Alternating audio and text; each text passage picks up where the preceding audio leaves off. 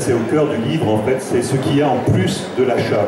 C'est pas seulement un achat quand on va chez, par exemple, ce marchand de vélo, parce que il nous raconte que son père a fait de la compétition en vélo, qu'il aimait beaucoup ça, qu'il a fait le Tour de France lui-même après le Tour de France réel.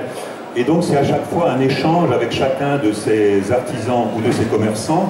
C'est un petit plus, en fait, c'est ce qui reste de singularité de chacun. Sans doute vous avez l'expérience les uns et les autres de ces contacts téléphoniques qu'on a actuellement avec EDF, avec le gaz, etc. Où tout est réglé dans un protocole dont on ne peut pas déroger à aucun moment, en fait. Et là, il n'y a plus aucune singularité, il n'y a plus aucun reste humain. Et la société actuelle, bon, elle va vers ça, en fait. Et donc les commerçants que je mets en scène, les artisans que je mets en scène, pour moi c'est la modernité, en fait. C'est eux qui sont modernes. Parce qu'ils savent préserver quelque chose dont on aura de plus en plus besoin, c'est-à-dire ce reste humain, ce reste de singularité, ce reste d'humanité, en fait, qui donne un sens à la vie. Voilà. C'est ça qui m'a intéressé chez eux. Et s'ils ont gardé ça, on en parlera peut-être après, c'est parce que chacun d'entre eux a gardé quelque chose de son enfance. Et ils m'ont parlé, presque tous, de leur enfance. Autrement dit, ils vont chacun déjà, quoi. Ils apportent un soin dans leur métier, dans le contact avec leurs clients, si bien que c'est un plaisir, en fait, déjà d'aller, ne serait-ce que ça, c'est déjà un plaisir, quoi. Je vais raconter une petite histoire d'un commerçant qui n'est pas dans ce livre, mais une bretonne, en fait, une boulangère bretonne, en fait, Christelle. Elle fait des croissants qui sont une merveille de croissants. Et donc quand vous allez chez elle le matin acheter les croissants, que vous les rapportez chez vous, que vous pouvez manger avec un café, toute votre journée est éclairée, vous êtes content pour la journée, en fait, parce qu'elle sait faire des vrais croissants. Et donc c'est un petit peu ça, ils font tous chacun bien leur métier, mais en même temps, ils ont quelque chose en plus, quoi. Et par exemple, je ne sais pas si je peux raconter l'histoire de mon facteur, en fait. Est-ce que c'est possible? Alors, mon facteur, c'est Antoine. Je vois passer sur son vélo, il apporte les lettres, bon. Et un jour, je lui dis, bah, Antoine, est-ce que vous ne voulez pas parler un peu avec moi? J'aimerais vous mettre dans mon livre.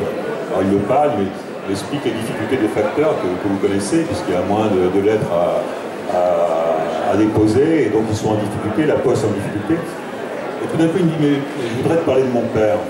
Il est né à Irkoutsk, sur le lac Baïkal. Et là, moi, je tombe des nues, quoi. J'avais vu qu'Antoine, il avait les yeux un peu bridés, et ça venait de là, quoi.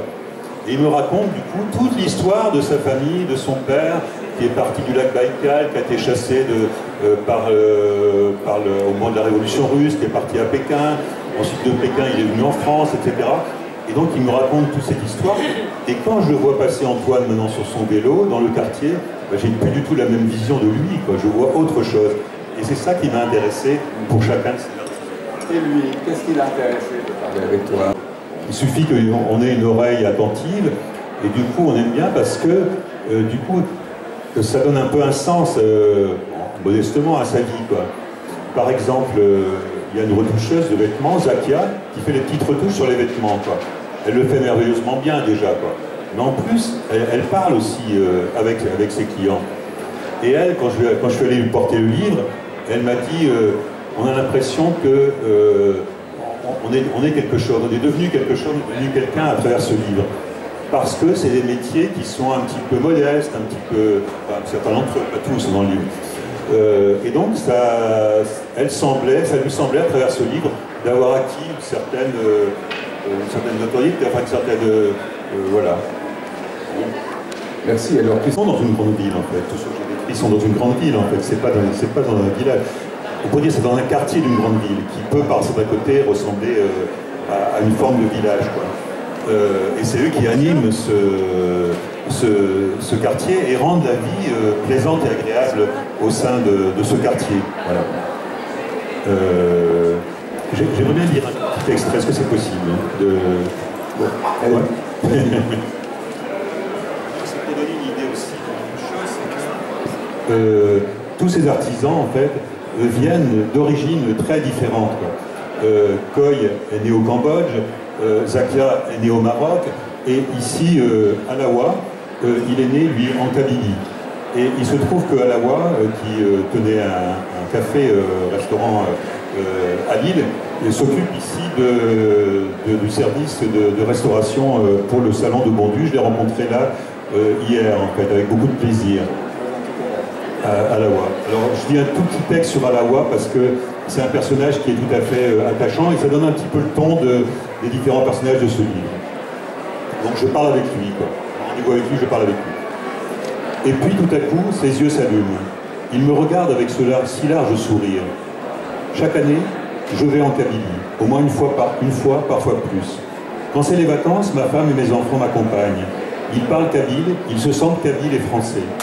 Les gens sont fiers et indépendants là-bas. Ils se débrouillent sans demander d'aide.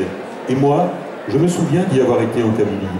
Je me souviens des petits singes sur la corniche, des immenses plages de sable, presque désertes.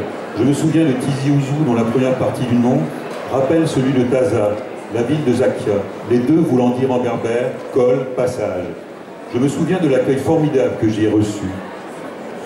Et je me dis qu'un peu de cette empathie, de cette chaleur qui émane d'Alawa, une part seulement, l'autre étendue à son seul talent, à sa seule singularité, doit venir de cette terre ensoleillée où il est né, de la mer, des champs de figuiers ou d'oliviers. Oui, quelque chose en plus, un élan, une empathie, une douceur, un sourire, une ouverture. Il donne tout. Bonjour mon frère. Sensations, couleurs, soleil, odeur, contraste avec cette ville où la grisaille et la pluie sont parfois au rendez-vous. Voilà, c'était un petit passage sur Allah. Bon, il travaille sur la langue. Modestement, j'essaie de le faire dans ce livre-là, de trouver une forme et une langue qui me permettent d'accueillir en son sein la langue des autres, en fait, comme un accueil. C'est un travail qui n'est pas facile, et dans le prochain livre que j'essaie d'écrire, j'accentuerai sur ce travail d'écriture. Merci Alain.